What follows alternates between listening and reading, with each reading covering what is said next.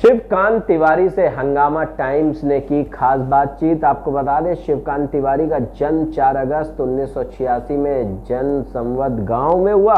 किसान परिवार में जन्मे बालक की प्रारंभिक शिक्षा संवद में हुई, इंटर फतेहपुर में किया गया। उसके बाद तैयारियां मेडिकल की इलाहाबाद में की गई। उसके बाद स्नातक कानपुर डीबीएस कॉलेज में की गई।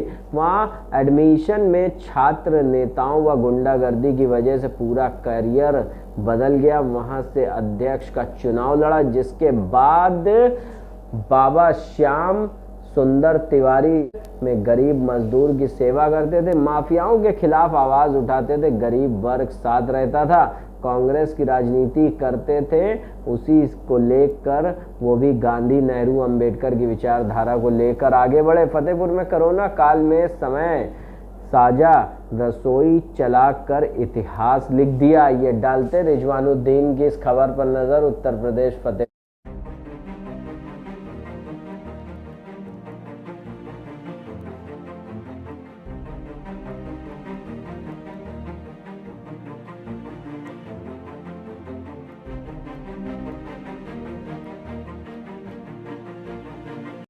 शिवकांत तिवारी हुसैनगंज विधानसभा में हंगाम ब्लॉक पड़ता है। गणेश शंकर विद्यार्थी जी का ब्लॉक के हम लोग निवासी हैं, संवद गांव के रहने वाले हैं। शिवकांत तिवारी नाम है हमारे। हुसैनगंज विधानसभा से मंत्री के सामने चुनाव में चुनौती ले रहे हैं, कैसे लगता है? ये आप लोग जो है मंत्री जी के सामने चुनौती दे रहे हैं या कैसे भी है, कुल मिला के क्या लोग भारत के संघर्ष में जनता ही मंत्री बनाती है, जनता ही विधायक बनाती है, जनता ही एमपी एमएलए सभी कुछ जनता ही सरकार चुनती है। तो आज जनता ने उनको 5 साल के मंत्री बनाया है, तो अब जनता फिर निर्णय लेगी। चुनौती का मामला है, एक तो ये तो है ही है कि आज सत्ता पक्ष का दबाव है, शासन प्रशासन में माननीय मंत्री जी का दबाव है। ये तो निश्चित है, तमाम प्रकार का हमको पेश करना पड़ता है, संघर्ष करना पड़ता है, गरीबों को हक दिलाने के लिए संघर्ष करना पड़ता है। लेकिन ये निश्चित है कि चुनौती या जो भी सामने चुनाव लड़ा जा रहा है, क्योंकि कहा जाता है जाके राखो साइया मार सके ना को, बाल न बांका कर सके जो जग वैरी हो। तो चुनौती है, उसको निर्वाह किया जाएगा, क्योंकि हम लोग युवा हैं। युवा तो हर परिस्थितियों को स्वीकार करने में सक्षम होता है। हम युवा हैं, हम लोगों का भविष्य भी है, तो हर चुनौती स्वीकार किया जाएगा, चुनाव लड़ा जाएगा। देखिए, उस समय हमारा कोई लक्ष्य नहीं था कि हम विधानसभा का चुनाव लड़ेंगे, या हमारी इतनी बड़ी हैसियत नहीं थी कि हमको टिकट मिल सके। हम लोग एक अंदर से जिज्ञासा थी कि कुछ मानवता के अंदर जीवन में कुछ करने की एक लालसा थी। हम लोग, हमारे कांग्रेस के सिपाहियों ने संकल्प लिया कि सेवा सत्याग्रह आंदोलन हम लोगों ने चलाया।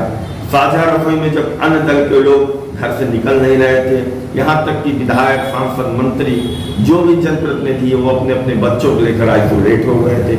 विपक्ष के भी नेता उस समय घर से बाहर नहीं निकलते थे। कोरोना में डर था, डर होना भी चाहिए क्योंकि महामारी थी।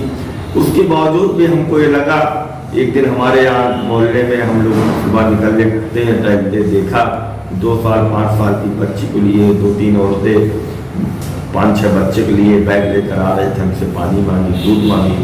उसी दिन से हमको लगा कि कहीं कह रहे हैं वहाँ 2 दिन से रसूल काट लिया था, वो तालाब में गिर गए थे बच्चे, चकगुलानी में। तो वहाँ पे हमको तुरंत 15 मिनट में आया, मैं पहुँच गए थे। एक इसी तरह शाही में गोली लग गई थी, वहाँ पे भी हम 12 बजे 11 बजे घटना होती, 11:30 12 बजे पहुँच गए। तो कई मीडिया वालों को फोन आया, उन्होंने कहा यार तुमको कैसे सूचना मिल जाती है। हमने कहा देखिए, क्योंकि हुसैनगंज विधानसभा में लोग एक ऐसे नेतृत्व की तलाश कर रहे हैं जो गरीब मजदूर की आवाज बने, लोग खड़े हो वहाँ पे, उनके लिए लोग खड़े हो। क्योंकि हुसैनगंज विधानसभा में राजनीतिक व्यवसाय रहा, लोग विधायक सांसद बनने के बाद चले जाते थे अपने क्षेत्र में, तो उनको अभी इसके लिए बैग लेकर आ रहे थे, हमसे पानी मांगी, दूध मांगी। उसी दिन से हमको लगा कि कहीं कह रहे हैं वहाँ 2 दिन से चले हैं बच्चे देखें, तो एक अपने अंदर एक आया कि कुछ ना कुछ हम भले कुछ नहीं मदद कर सकते, लेकिन जो हमारे अंदर हैसियत हम लोगों ने शुरू किया।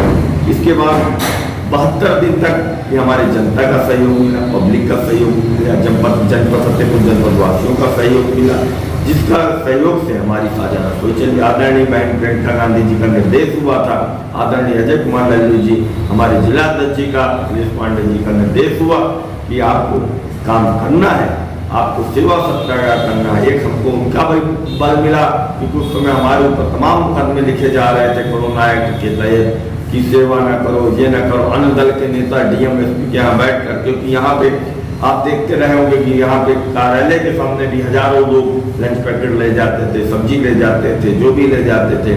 हमारे अंदर उनके अंदर प्रशासन में दबाव बनाते थे कि कहीं शिवा खान का नाम बहुत फैल रहा है, बढ़ रहा है, ऐसा नहीं था। लेकिन सरकार जो अधिकारी होती वो लोग भी समर्थन कर रहे थे, उनको लग रहा था कि आदमी को जेन्युइन काम कर रहा है, अच्छा काम कर रहा है, इसीलिए हमने काम किया। नाम इसीलिए होगा, जब काम करेंगे तभी तो नाम होगा।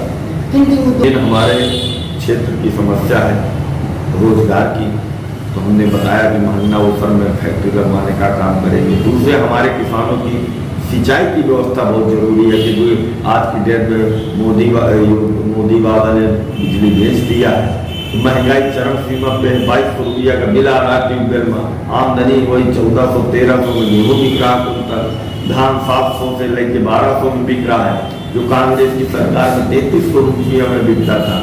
इन सब मुद्दों में कि एक बिटौरा कैनाल पंप में हमें याद है समाजवादी पार्टी, बहुजन समाज पार्टी के नेताओं ने उद्घाटन किया था, लेकिन उस पर कोई काम नहीं किया था। हमारी प्राथमिकता किसानों के लेकर एक बड़ा योजना हम प्लान बना रहे हैं, युवाओं के लिए फैक्ट्री की व्यवस्था, किसानों के लिए सिंचाई की व्यवस्था। एक हमारा मुद्दा ये भी होगा चुनाव में कि जिस प्रकार से सोसाइटी में गेहूं की खरीद का एक सीमित दायरा होता, 2 महीना 3 महीने में गेहूं की खरीद होती है, धान की खरीद होती है।